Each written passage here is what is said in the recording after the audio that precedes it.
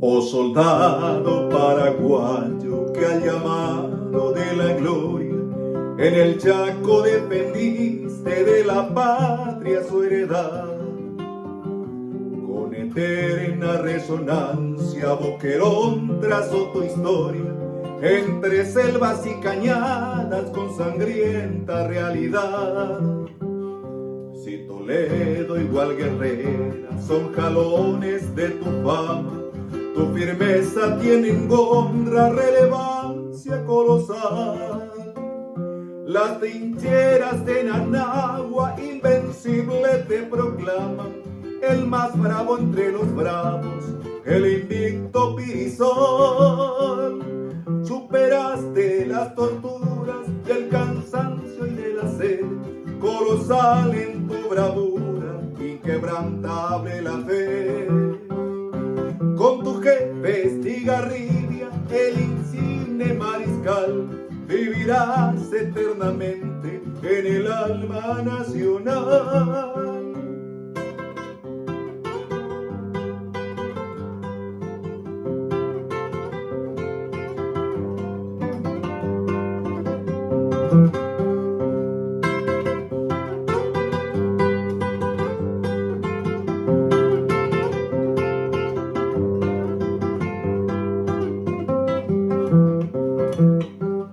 Más allá, símbolo vivo de diadema rutilante, que la gloria en te tejiera no me vaya para ti. Impotente capitula, favorito Pampa Grande, Campo Día y sus legiones en tu cerco guaraní.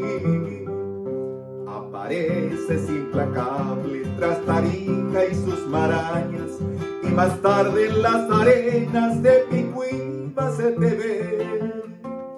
Luego el Carmen se te rinde y rubrica tus hazañas, la retoma de los pozos del lejano Irendahue.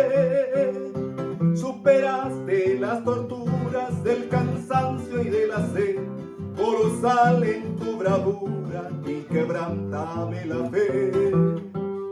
Con tu jefe Estigarribia, el insigne mariscal, vivirás eternamente en el alma nacional.